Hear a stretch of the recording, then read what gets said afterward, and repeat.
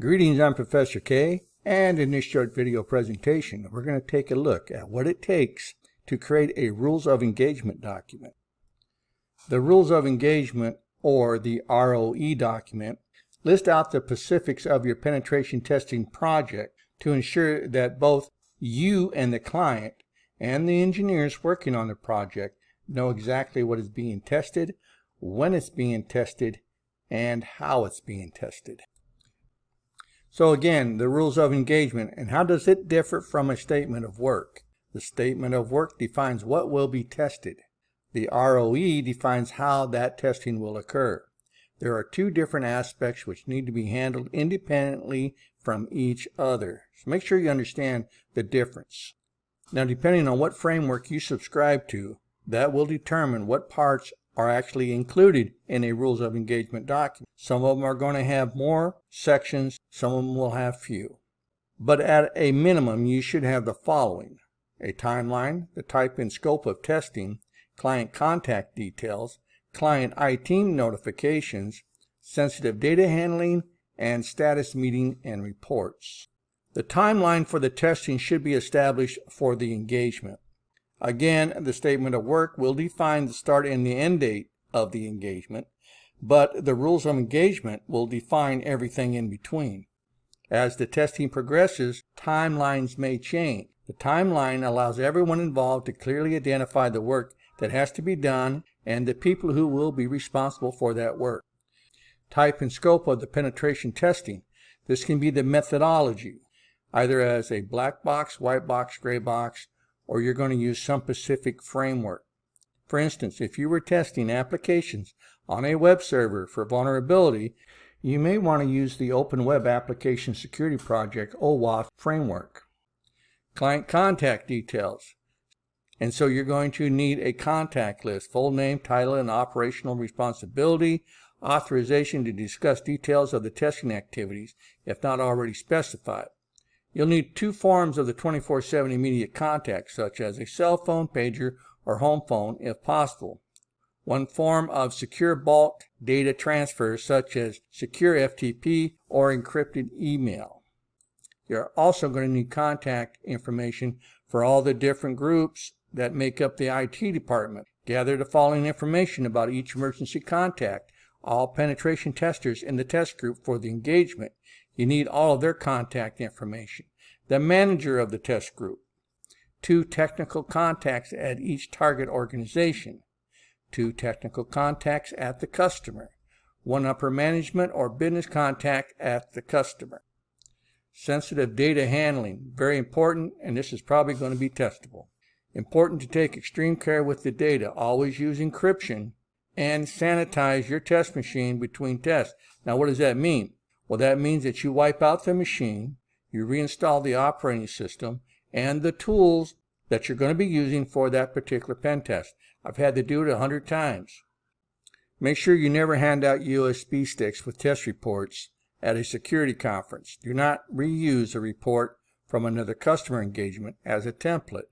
You may leave something sensitive in the report without even knowing it, so make sure you use a clean template. Status meeting and reports. Regular meetings should be scheduled between the testing team and the client organization. Now, if you're working at night, you're going to schedule those meetings in the daytime. If you're working in the daytime, you're going to schedule those meetings for at the end of the day. Organizations should confirm whether their detection systems have triggered and if an alert resulted from the penetration test. Testing teams should document the time when the test was conducted.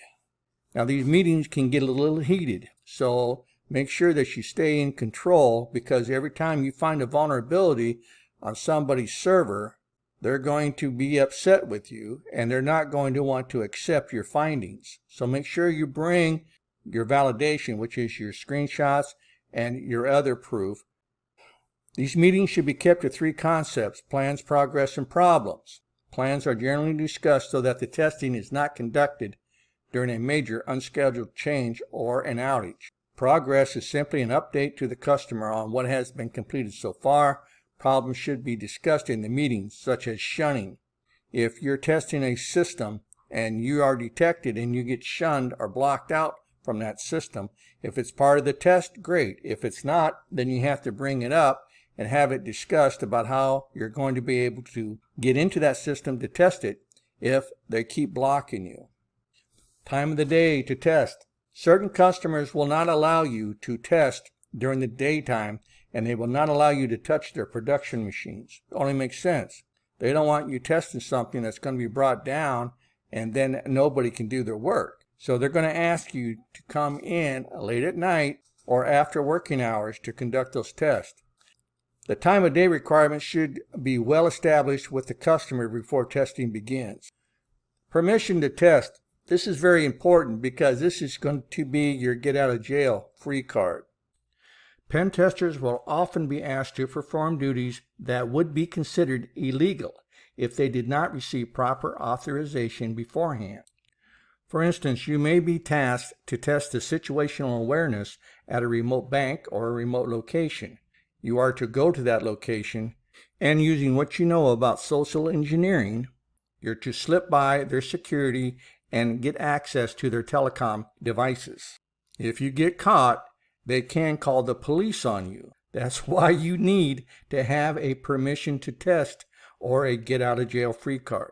Depending on the scope of the pen test, you can be asked to slip by the physical security to include the security guards.